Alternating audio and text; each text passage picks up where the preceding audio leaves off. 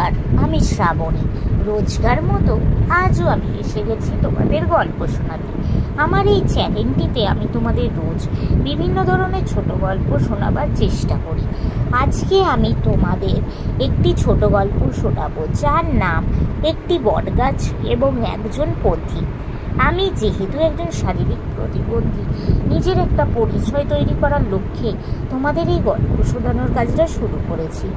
এই কাজে আমার সফল হতে গেলে তোমাদের সাপোর্ট খুবই দরকার। তাই আমি তোমাদের রিকোয়েস্ট করছি, প্লিজ তোমরা আমার বলা গল্পগুলো স্কিপ না করে গিয়ে পুরোটা শুনে আমার চ্যানেলটা সাবস্ক্রাইব করে, লাইক করে, কমেন্ট করে ও শেয়ার করে আমাকে একটু সাপোর্ট করো। ও তার সাথে যারা আমার চ্যানেলটা সাবস্ক্রাইব করেছো তাদেরকে অনেক অনেক ধন্যবাদ জানালাম। তো চলো তোমাদের আজকের গল্পটা শোনানো শুরু করে দিই। গল্পের নাম তো আগেই বলেছি, আবার বলে দিই, একটি বটগাছ এবং একজন পথিক। সময়টা ছিল গ্রীষ্মকাল। দারুণ গরম পড়েছে। চারিদিকে জলাশয়গুলি শুকিয়ে খটখটে হয়ে গেছে, মাটিও ফেটে চলছিল। এই ঠাঠা রৌদ্রে কয়েকজন পথিক চলতে গিয়ে বড়ই ক্লান্ত হয়ে পড়ল। পা যেন তাদের আর চলতে চাইছিল না। এমন সময় পথের ধারে একটা বটগাছ দেখতে পেয়ে পথিকরা গাছের শীতল ছায়ায় গিয়ে বসে পড়ল।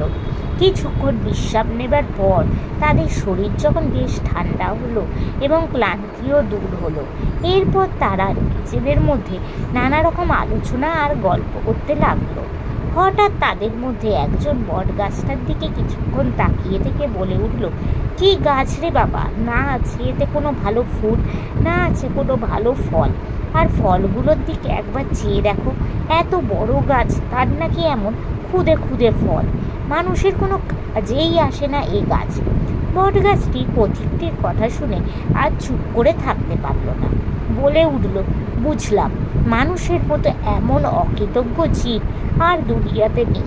রৌদ্রে পুড়ে এসে আমার ছায়ায় বসে তোমরা গা জুড়ালে, ঠান্ডা হলে, সুস্থ হলে, এখন আর একটু আরাম করবার জন্য এখনও বসে রয়েছ, আর অকৃতজ্ঞর মতো আমার তলাতে বসেই বলে চলেছ যে আমি তোমাদের কাজে লাগি না। হঠাৎ করে টুপ করে একটা বটের ফল নিন্দা করা লোকটার মাথায় পড়ল। বট গাছটা তখন তাকে বলে উঠল, আমার ফল খুদে খুদে বলে একটু আগে নাক শীত করছিলে, যেটা পড়ল সেটা যদি কাঁঠাল বা নারকোল হতো তাহলে তুমি এতক্ষণ আর কথা বলতে পারতে। তোমার কি অবস্থা হতো সেটা একবার ভেবে দেখো। এর থেকে আমরা কী শিক্ষা পাই? আশ্রয়ের থেকে উপকার পাওয়া সত্ত্বেও মানুষ অকৃতজ্ঞভাবে উপকারীর দোষগুলোই শুধু বলে, তার উপকারটা স্বীকার করে না। নমস্কার। তো বন্ধুরা, আজকের গল্পটা এখানে শেষ হলো। তোমাদের যদি ভালো লাগে প্লিজ লাইক করো, আমার চ্যানেলটা সাবস্ক্রাইব করো ও শেয়ার করো। আজকের মতো আমি চললাম, আবার আমি কাল চেষ্টা করব তোমাদের অন্য কোনো ছোট গল্প শোনাতে। তোমরা প্লিজ আমাকে সাপোর্ট করো। টাটা।